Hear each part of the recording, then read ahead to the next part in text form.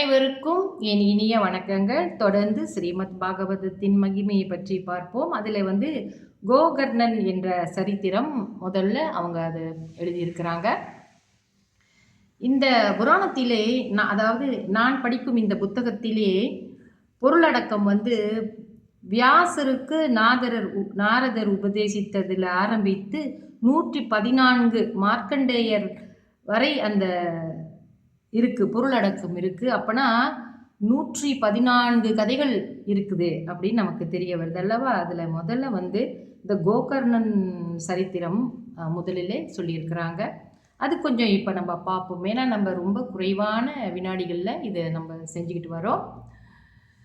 துங்கபத்ரா நதிக்கரையில் உள்ள ஒரு கிராமத்தில் ஆத்மதேவன் என்ற ஒரு அந்தனர் வசித்து வந்தார். அவர் மனைவியின் பெயர் துந்துலி என்பதாகும்.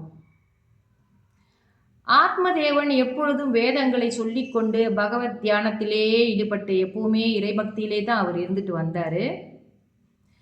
அவரது மனைவி பக்கத்து வீடுகளில் உள்ள மாதர்களுடன் ஓயாமல் வீண் வம்பு பேசிக்கொண்டு காலத்தை கழித்து கொண்டு வந்தால் இவர்களுக்கு பூர்வீக சொத்துக்கள் போதுமான அளவிற்கு இருந்தது. துந்துலி மிகவும் கர்வம் பிடித்தவளாக இருந்தார். ஆச்சார அனுஷ்டானங்களை எல்லாம் அவங்க அதை கடைபிடிக்க மாட்டாங்க. அவர்களுக்கு புத்திர பாக்கியம் ஏற்படவில்லை. இதனால் ஆத்மதேவனின் மனம் நொந்து ஒரு நாள் நதிக்கரையில் ஒரு மகானை சந்தித்தார். அவரிடம் தனது குறைகளை கூறினான். அவர் மிகவும் கருணை கூர்ந்து அவனிடம் ஒரு மாம்பழத்தை கொடுத்து அதை அவன் மனைவிக்கு கொடுத்து உண்ணும்படி செய்யுமாறு அவர் கேட்டுக்கிட்டார்.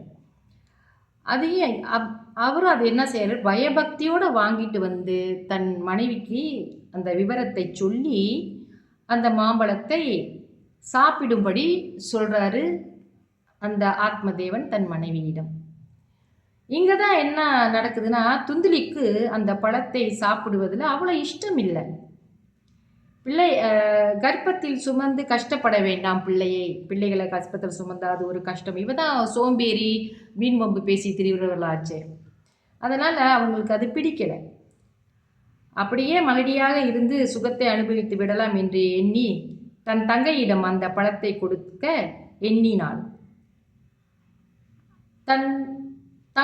அவள் தங்கை அப்பொழுது கர்ப்பம் தரித்திருந்தால். அவள் சொன்னால், எனக்கு குழந்தை பிறந்தவுடன் உன்னிடம் அதை கொடுத்து விடுகிறேன், நீ அதுவரை கர்ப்பமாக இருப்பது போல் நடித்து வா அப்படின்னு. அதாவது தங்கச்சி ஏற்கனவே கர்ப்பமாக இருக்காங்க, ஆனால் இவங்க அந்த பழத்தை சாப்பிட பிடிக்காம அந்த மாதிரி ஒன்று சொல்கிறாங்க. தொடர்ச்சி நாளைக்கு பார்ப்போம்.